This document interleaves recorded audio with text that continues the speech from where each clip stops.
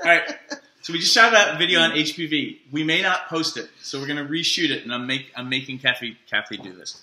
All right. We had a question about HPV, sexually transmitted disease, human papillomavirus, something like that, right? So I don't even know how to spell that, but it would be a great Scrabble word. And this is Reid from ReidAboutSex.com. Cathy from the IntimacyDojo.com.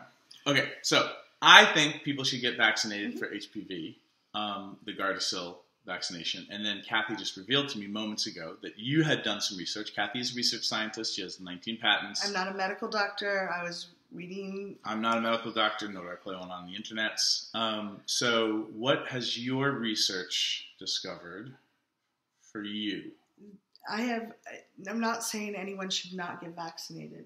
I think people should do their own research and decide for themselves. Mm-hmm. But there's a group of people that are very concerned about the vaccine because there's quite a bit of anecdotal evidence. There's not been like a huge study. It's hard to split test humans is the problem. But there's people that are losing motor function because they believe because of the vaccine. So it's something I'm concerned about. Mm-hmm.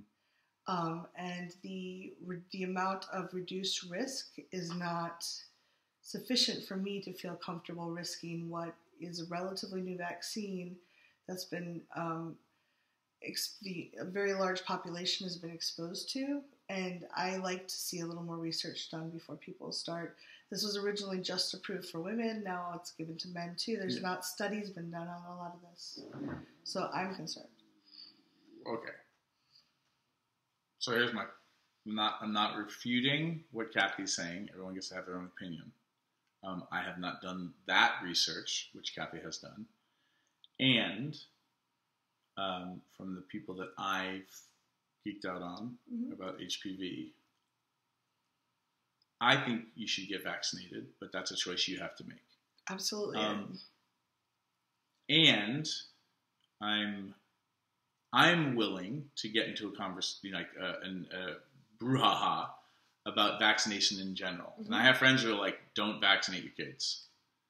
I'm not one of those people, so... So I wanted you to I think it's important that they know that. Yeah. So I am pro-vaccination. Mm-hmm. And around HPV, here's my non-medical perspective. You cannot avoid being exposed to HPV if you are going to have sex with more than one person or have sex with people who have sex with more than one person. Right. The odds are, when you do the math, you will get exposed, and exposure does not mean that you catch it, but you will get exposed to HPV. Inside of that conversation, there are some strands of HPV that have been known to cause cancer. If you expose to those strains, it doesn't mean you automatically get cancer. And as we're learning more about HPV and that the body can clear itself, most of the time, if you have a strong immune system, you're taking care of it. So then for people who have immunity compromised challenges, they're in a different ballpark with that. But if you try to take care of your body as best you can and do what you can to have a good immune system, what studies seem to be showing is that most people will clear HPV on their own within a couple of years. In a couple of years. So that means, and this is where some of the advice from the CDC and certain other medical organizations were, that if you get a pap smear twice a year, if your pap smear is irregular or abnormal, and then people start freaking out because they're like, well, we want to make sure you don't get cancer, so we remove your cervix, which is way too fast to do stuff. So you should be careful when you talk about irregular pap smears. It can mean that you're detecting HPV. It could also mean they're detecting cancer cells, which is a different thing. There should be a distinction. Yeah. So, and I talk to a lot of people who go and get their pap smears and talk to their doctors, and their doctors don't know as much as they could. I almost said jack shit about cervical cancer and abnormal pap smears and things like that. So here's the deal. Because we don't have a way of testing penis owners if they have HPV or not, the penises that you're sleeping with won't know if they have HPV or not. So here's the deal: like, do the research that you can, and the emotional work to figure out how you're going to handle one if you get an irregular pap smear, how you're going to have some agency and advocacy around, like, so what does that mean, doctor? And also who you're going to go to get a second opinion from, so that you are not emotionally freaking out, which will compromise your ability to navigate the situation at all.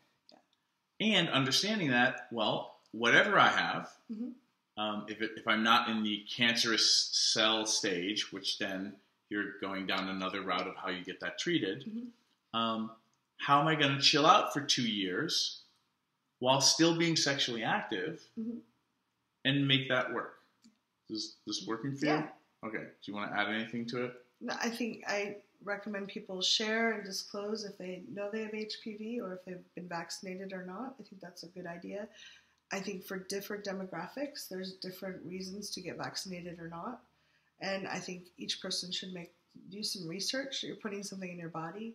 Do a bit of research on your own and make sure you understand the facts as we know them right now and make your best decision. There's no such thing as safe sex. There's safer sex. Use condoms for penetration. That if you're sleeping with lots of people, because then I'm not. If I have HPV on my cock and on the head of my cock, I'm not saying, "Hello, cervix of this other person. Have some HPV." Wearing a condom will minimize exposure in certain ways. Keep exposure to the outside of the genitals, which is about the best you can do, unless you're going to have people encased in amber or a biohazmat suit or something like that. Naked Gun, was it 2.5? Naked Gun, they had the full-on things. So now that we have referenced Naked Gun 2.5, and we've started the conversation about how you can handle approaching HPV, because we had a question, somebody wanted to hear more about that. Again, this is the beginning of figuring out the resources and ways for you to feel safer and how to navigate being an adult around having sex. If you can't handle this conversation at all, and you can't talk to another human being or talk to your doctor about this yet, and you're not sexually active, this is for our viewers who are not sexually active, this is a good way to measure if it's time for you to be sexually active or not.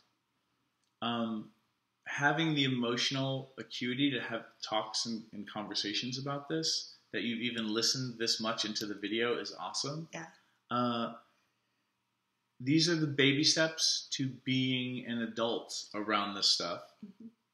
And then sleep with people who can handle the conversation that can adult around it. Yes. Let's start adulting around the safer sex conversations, shall we? Yeah. Thanks for being part of this, and leave feedback below. Yeah, that was a much better video than the last one, which you may never see, or maybe you will. Thanks for tuning in, Sex Geek. If you would like to continue with the brain sex, do me a favor and click subscribe right here. If you'd like to watch me on social media, that's where you're going to go. Next video, maybe? And if you really would like your own Sex Geek t-shirt, please click right here, right now.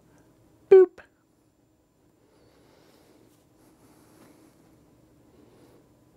No, really, like,